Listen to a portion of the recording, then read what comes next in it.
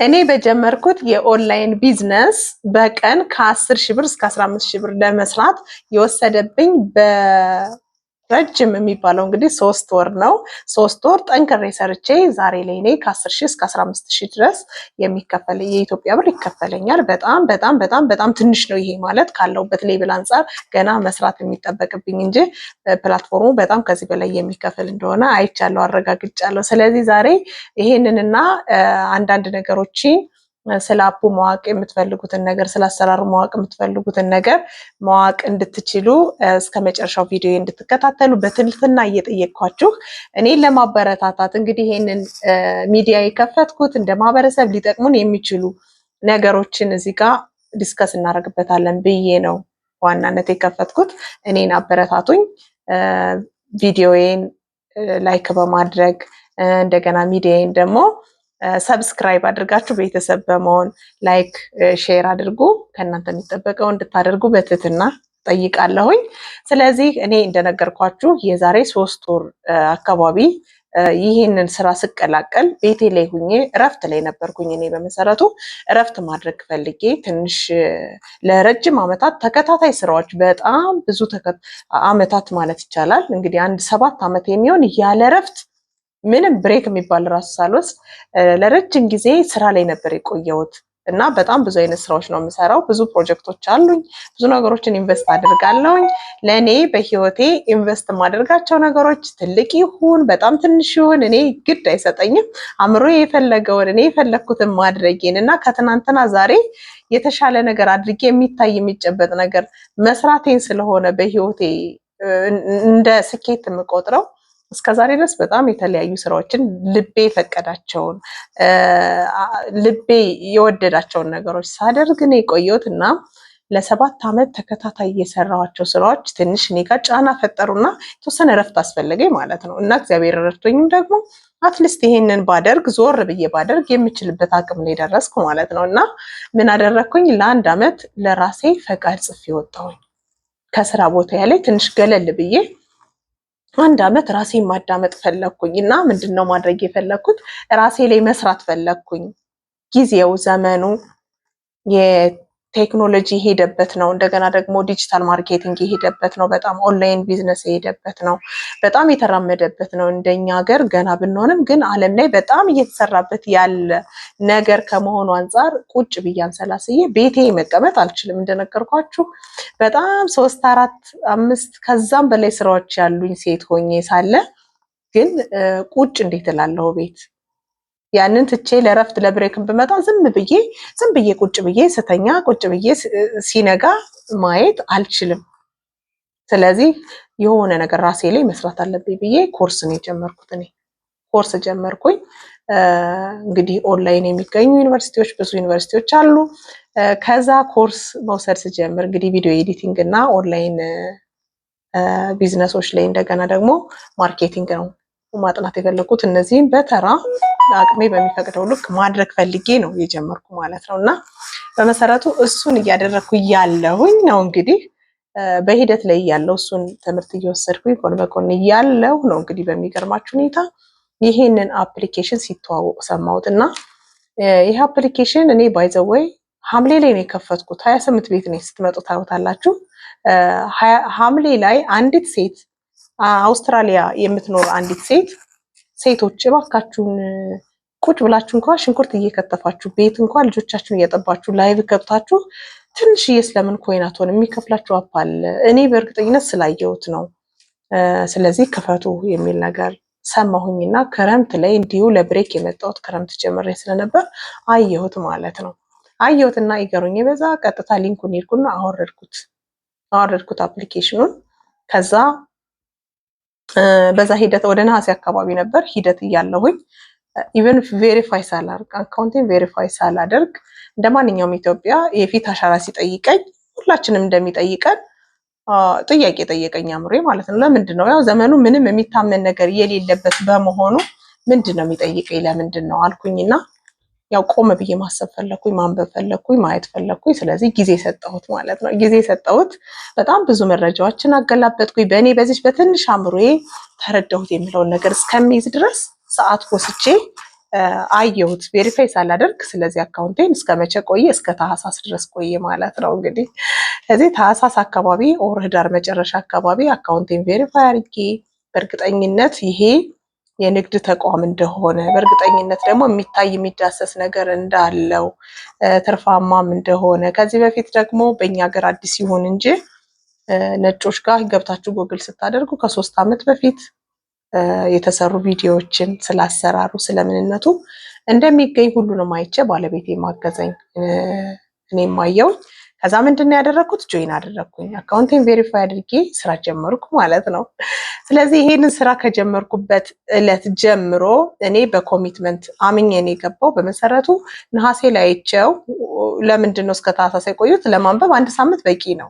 1 ሳምንት ይበቃል። ነገር ግን እኔ ከነሐሴ ቀጥሎ መስከረም ነው አይደል? ከመስከረም ላይ በጣም እኔ ቢዚ የሚያደርጉ ህይወቴ ብዬ የኖርኩላቸው ስራዎች አሉ። ህይወቴ ብዬ የኖርኩለት ስራ አለኝ። ስለዚህ መስከረም ላይ በጣም በኃይለኛው የምሰራበት የስራው ቤዝመንት የሚጣልበት ይሄ መሰረት የሚጣልበት ወቅት ስለነበረ መስከረምና ጥቅምት እስከ ህዳር ድረስ እኔ የለሁ እዛ ስራ ላይ ነበርኩኝ። የግድ መሆን ስላለበት ማለት ነው። ስለዚህ ያን ስራዬን በልክ አድርጌ መልክ አስይዤ ጨርሼ ኦልሬዲ ስመለስ ምንድን ነው የሆነው? ያው ወደ 1 ዓመት ረፍቴ እንዳለ ነው ነግሬያችኋለሁ አይደል?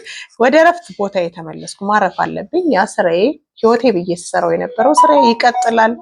ስራ ምን ጊዜም ትጀምሩታላችሁ፣ ታስፋፉታላችሁ። የሚያስከትል ሰው ትሰጡትና ቀጥታ ምንድነው የምታደርጉት? ማስሄድ ነው። በእናንተ ተክቶ በእናንተ እግር ገብቶ የሚሰራ ሰው አድርጋችሁ ማስሄድ ነው። ስለዚህ እኔ ምንድነው ያደረኩት? ያን ስራ ማስቀጠል ቻልኩኝ በሌላ አካል ማለት ነው። ስለዚህ እኔ ረፍቴን መጣው። ልክ እንደመጣሁኝ ይሄን አፕሊኬሽን ከመሰረቱ ያነበብኳቸውን ነገሮች ያገላበጥኩትን ነገር ኮምባይንድ አድርጌ ኦርጋናይዝ ወደ ማድረጉ መጣሁኝና ራሴ ላይ ውሳኔ ላይ ደረስኩኝ። መስራት ፈለግኩኝ ማለት ነው። ስለዚህ ከሃይማኖቴ ጋር የሚጋጭ ነገር ካለው ኖ አንድ እርምጃ ልራመድም፣ እኔ አንዲት ደቂቃ ልራመድም። ምክንያቱም ሁሉም ነገር በዚህ ምድር እንደሚቀር አውቃለሁ። ሁሉም ነገር ቀሪ እንደሆነ አውቃለሁ።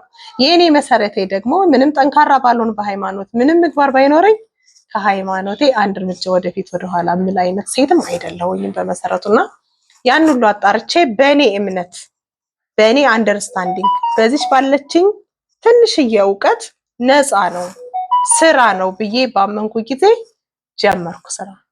ስለዚህ ይሄንን ስራ እንደጀመርኩኝ እንግዲህ ይሄን ኦንላይን ቢዝነስ ስጀምር 4 ወር ኦልሞስት አልሞላኝም ገና።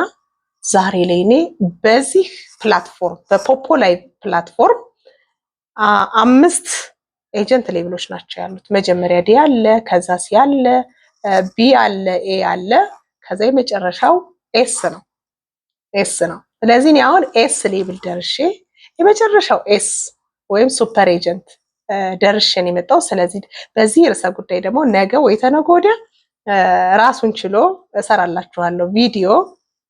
እኔ በቀን ስንት ተከፋይ ሆንኩኝ? ከ10,000 እስከ 15,000 የኢትዮጵያ ብር ይከፈለኝ ጀመረ። 2-3 ቀን ነው ገና ከገባሁኝ እና በጣም ደስ ብሎኛል። የልፋት ውጤት ሲሆንም ደግሞ ሲከናወንም ደግሞ ደስ ይላል አይደል?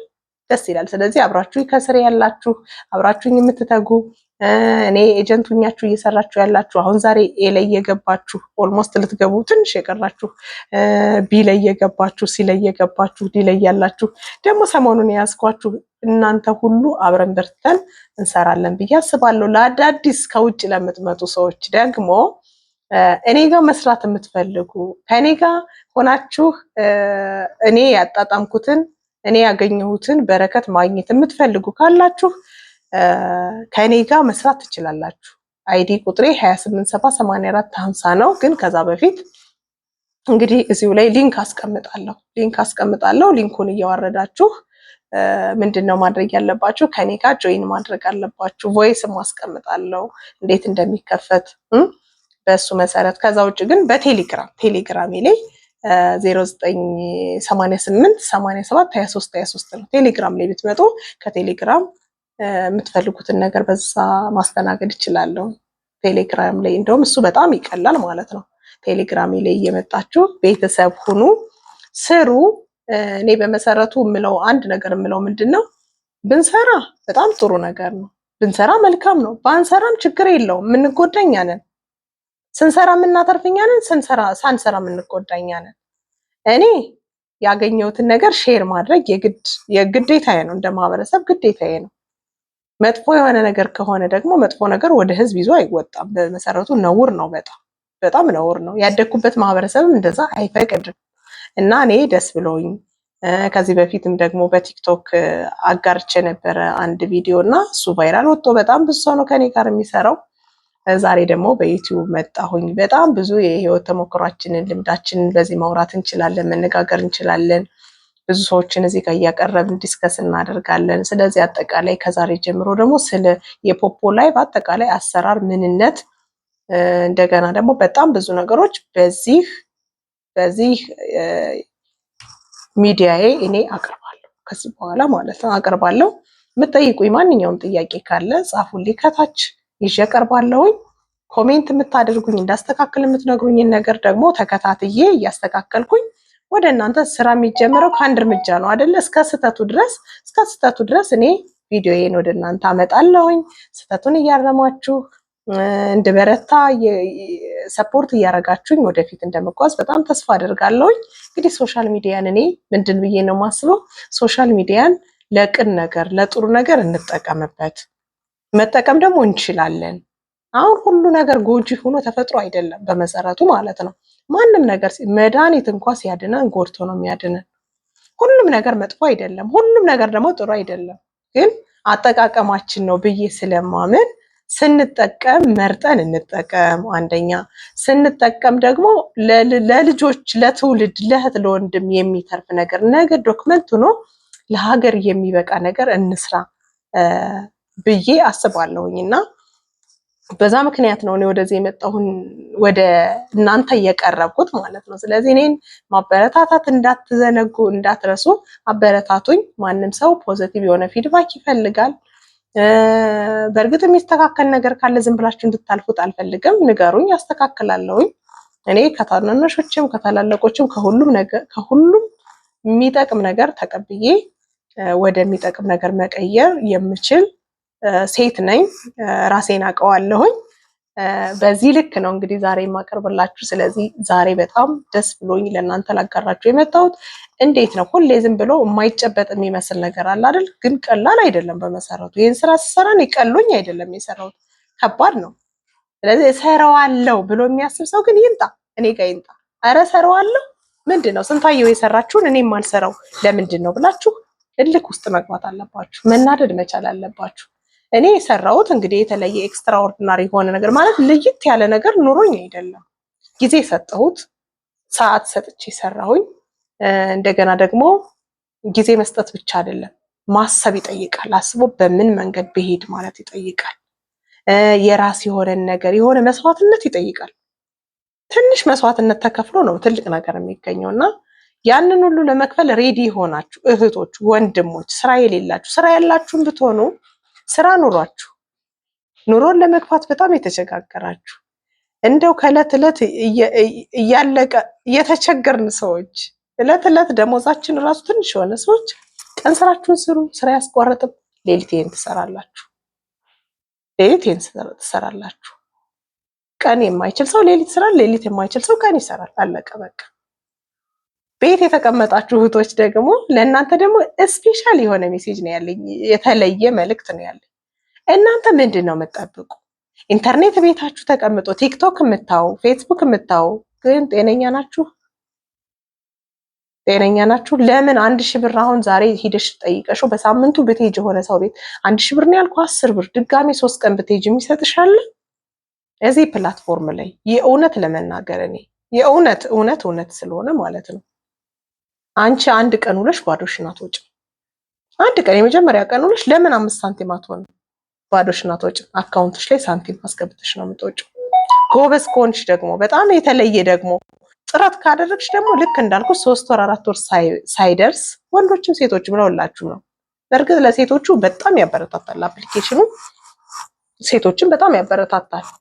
ምክንያቱም ታርጌት እንትኑ ይሄ የኛ ታርጌት የተደረገ ሴቶቹ ጋር ነው። ለምን ከተባለ ከባንክ ጋር የተያያዘ ስለሆነ ወደፊት ራሱን ችዬ ይሄንን ባለሙያ ገብዤ የተቀረጸ ቪዲዮ ስላለ እሱን እለቅላችኋል። ለምን ሴቶች የሚለውን ከፈለጋችሁ ጻፉልኝ ከታች እንድሰራላችሁ የምትፈልጉትን ርዕሰ ጉዳይ ባይዘወይ በኮሜንት አስቀምጡልኝ፣ እሰራለሁ።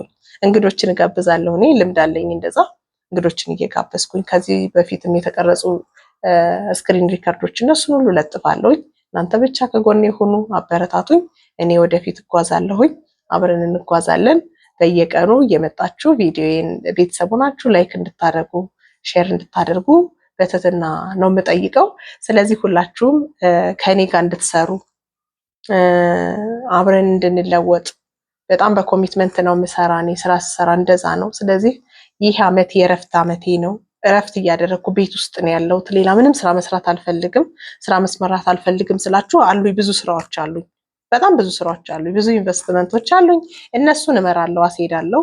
ሰዓት ከፍዬ እነሱን አስሄዳለሁ። ዘመኑ የቴክኖሎጂ አይደል? እዚህ ሆናችሁ የትኛውን ቦታ ስራ መስራት ትችላላችሁ። አንድ ቦታ ተቀምጣችሁና እነሱን እየመራሁኝ እነሱን ሊድ እያረኩኝ እነሱን እያገዝኩ ሰፖርት እያረኩኝ እኔ ደግሞ የኔ የሆነውን ነገር የራሴ የሆነውን ይሄን የእረፍት ሰዓት እንደ መዝናኛም ሆኖ ግን ደግሞ በጣም ጥሩ ብር የሰራሁበት አፕሊኬሽን ስለሆነ እባካችሁ አትሞኙ። ጆይን አድርጉ ከኔ ጋር መስራት የምትፈልጉና ሁላችሁም 0988872323 ትልቅ ህልም ያለኝ ጀግና ሴት ነኝ ነው የሚለው የቴሌግራሜ ስሙ ማለት ነው። ቴሌግራም ይሄን በዚህ ቁጥር ስትመጡ ይሄን ይላል። እዚህ እየመጣችሁ ሊንኩን ላኪልን በሉኝ፣ ሊንኩን ልክላችኋለሁ። አብሬ ቮይስ ልክላችኋለሁ። እንዴት እንደምትከፍቱት እኔ ጋር መምጣት እስከምችሉ ድረስ ጥርት ያለ ቮይስ ልክላችኋለሁ እና የዛሬውን ቪዲዮዬን እዚህ ጋር እጨርሳለሁኝ። እንግዲህ እኔም ማበረታታት በድጋሜ እንዳትረሱ ላለው አመሰግናለሁኝ። መልካም ጊዜ ይሁንላችሁ። በሌላ ቪዲዮ መለሳለሁ።